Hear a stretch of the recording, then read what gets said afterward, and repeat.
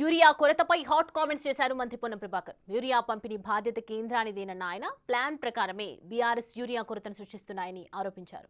Queue లైన్లు లేకున్నా చెప్పులు పెట్టించి ఫోటోస్ వీడియోస్ పెడుతున్నారని ఆగ్రహం వ్యక్తం చేశారు. రైతులను రెచ్చగొట్టి రాక్షస ఆనందం పొందుతున్నారని మండిపడ్డారు. యూరియా ఇచ్చే బాధ్యత కేంద్ర ప్రభుత్వానిదైతే రాష్ట్ర ప్రభుత్వాన్ని టార్గెట్ చేసి రాజకీయాలు చేస్తున్నారని ధ్వజమెత్తారు. రైతులు ఎవరూ అధైర్యపడొద్దని, రైతులకు సరిపడా యూరియా ఇస్తామని స్పష్టం చేశారు మంత్రి పొన్నం.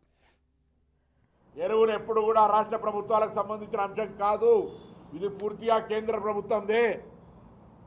చెప్పులు కృత్రిమంగా పెట్టి నమస్తే తెలంగాణ వార్త రాసి టీ న్యూస్లో దాన్ని చూపించడం ద్వారా ప్రజల లోపల ఆందోళన కలిగింపజేసి ఒక కృత్రిమ కొరత ద్వారా ప్రజలను రైతులను ఇబ్బంది పెడతా ఉన్నారు.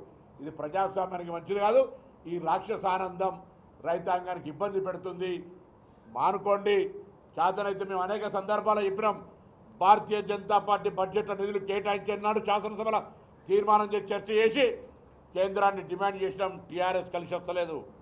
ఇవాళ కూడా తెలంగాణ పట్ల వివక్ష చూపెట్టి భారతీయ జనతా పార్టీ అనేకమైనటువంటి కంప్యూటర్లకు సంబంధించినటువంటి లేదా ప్రత్యేకించి నిధులకు సంబంధించి రైల్వే పరంగా కావచ్చు, ఇతరత్ర ఇన్ఫ్రాస్ట్రక్చర్ కావచ్చు, పక్కన ఆంధ్రప్రదేశ్కు కూడా అధిక నిధులు ఇస్తే తెలంగాణ పట్ల అన్యాయం జరిగితే ఇక్కడటువంటి ఇద్దరు మంత్రులు కానీ భారతీయ జనతా పార్టీ మౌనంగా ఉంటుంది.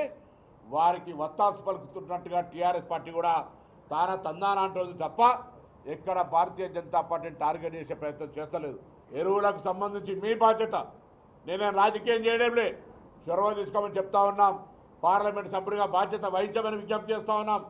ఇక్కడ దేశమంతా ఎట్లున్నా ఢిల్లీకి రాజైన తల్లి కొడుకన్నట్టుగా నీ లోక్సభ నియోజకవర్గం, నీ ఉమ్మడి జిల్లాకు సంబంధించి తెలంగాణ రాష్ట్రం ఈ గడ్డ ఎక్కడ కూడా ఎరువుల కొరత లేకుండా చూసే బాధ్యత మీది అనే మాట సందర్భంగా విజ్ఞప్తి